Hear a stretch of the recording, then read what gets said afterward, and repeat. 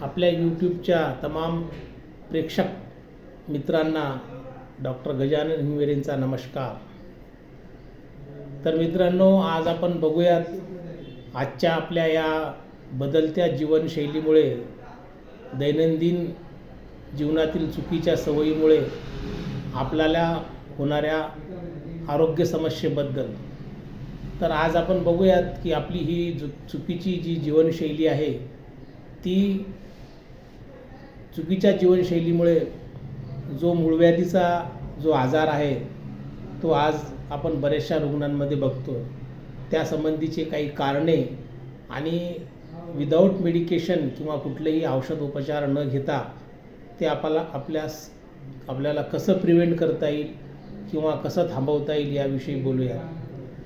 तर मित्र, आपण बघतोय की आज आपल्या चुकीच्या जीवनशैलीमुळं गुदद्वारामध्ये मूळव्याध आणि फिस्टुला या आजारपणाचा प्रादुर्भाव जास्त दिसत आहे।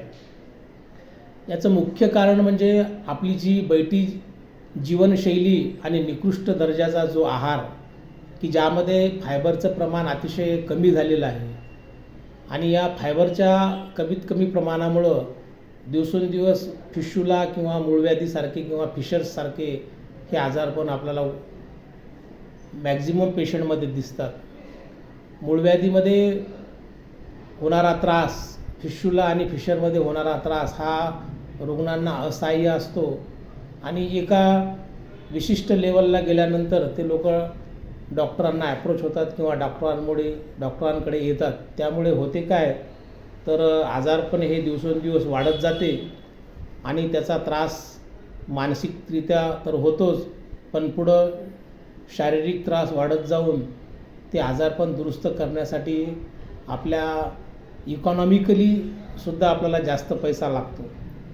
तर या गोष्टीचा जर आपण जास्त विचार केला आणि याचे जर कारणं बघितले, तर सर्वात महत्त्वाचं आजच्या जीवनामध्ये आपण बघतोय आपली जी बैठी जीवनशैली आहे हे एक प्रमुख कारण आहे। त्यामध्ये दुसरं महत्त्वाचं कारण आहे तो म्हणजे दैनंदिन व्यायामाचा अभाव, चालणं कमी झालेलं आहे आपलं, त्यानंतर खेळणं, व्यायाम करणं, अशा प्रकारच्या ज्या गोष्टी सुरुवातीच्या आपल्या पूर्वजांच्या काळामध्ये असायच्या त्या गोष्टीला आपण फाटा देत आहे।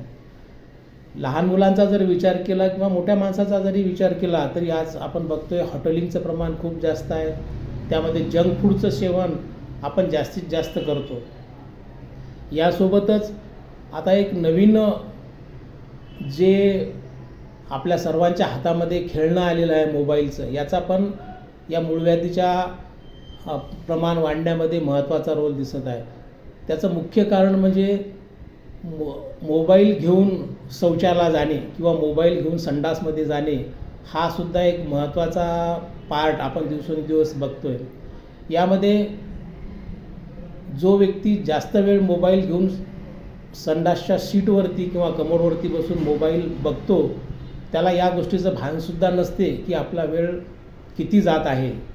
तर ही एक महत्त्वाची बाब सध्या अधोरेखित करण्यासारखी आहे की तुम्ही ज्यावेळेस पण शौचाला जाता त्यावेळेस मोबाईलसोबत न नेता तुम्ही रिक्त हाताने जा आणि शौचाला गेल्यानंतर शौच करते वेळेस खूप ताण न देता, आपल्या पोटावरती किंवा आपल्या गुदद्वारावरती ताण न देता शौच करण्याचा प्रयत्न करा। या गोष्टी जर आपण टाळल्या तर निश्चितच जो पुढं होणारा जो त्रास आहे तो कमी होईल। दुसरी महत्त्वाची गोष्ट म्हणजे हा त्रास कमी करण्यासाठी हलका सकस आहार आणि नियमित शरीराची हालचालसुद्धा आवश्यक आहे। त्याचप्रमाणे मी आत्ता म्हटलं त्याप्रमाणे शौचालयात मोबाईल न नेणे किंवा टाळणे हा सुद्धा एक महत्त्वाचा मुद्दा या ठिकाणी अधोरेखित करण्यासारखा आहे। आज आपण बघतोय की आपलं सर्वांचं जीवन हे खूप धावपळीचं झालेलं आहे आणि या धावपळीच्या जीवनामध्ये आपण आपल्या सकस आहाराकडं नेहमी दुर्लक्ष करतो। खाण्याचे टायमिंग आपले नसतात, वेळी अवेळी खाणं होते, त्यामुळे सुद्धा आपल्या या सर्व गोष्टीचा प्रभाव हा आपल्या आरोग्यावरती होत असतो। तर या व्हिडिओच्या माध्यमातून मी तुम्हाला सांगू इच्छितो की भरपूर पाणी पिणे, भरपूर फायबरयुक्त आहार घेणे, फळ, त्यानंतर कच्च्या किंवा वाफून घेतलेल्या पालेभाज्या, या गोष्टीचा आपण जर नियमित आणि संतुलित आपल्या आहारामध्ये समावेश केला तर हा मूळव्याध किंवा फिशुला किंवा फिशर यासारख्या गोष्टीपासून आपण निश्चितच दूर राहू. व यासोबतच नियमित व्यायाम करणे, सकाळी उठून फिरायला जाणे, प्राणायाम करणे, योगासने करणे, त्यासोबतच भरपूर पाणी पिणे आणि जेवणाची वेळ नियमित पाळून रात्रीची झोपसुद्धा व्यवस्थित घेणे. त्यासोबतच रात्री झोपण्याच्या अगोदर मोबाईल बाजूला ठेवून 2 ते 2.5 तास आपण मोबाईल बाजूला ठेवूनच नंतर झोपायला जाणं आवश्यक असते.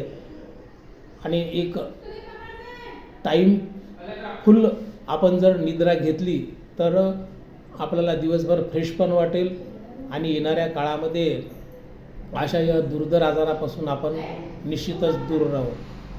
तर मित्रांनो, तुर्तास आजच्या व्हिडिओमध्ये एवढेच. भेटूया पुढच्या व्हिडिओमध्ये नवीन टॉपिकसोबत. तोपर्यंत सर्वांचे धन्यवाद आणि आपल्या सर्वांना आपले आरोग्य चांगले जावो अशी मनोकामना करून या ठिकाणी थांबतो. जय महाराष्ट्र.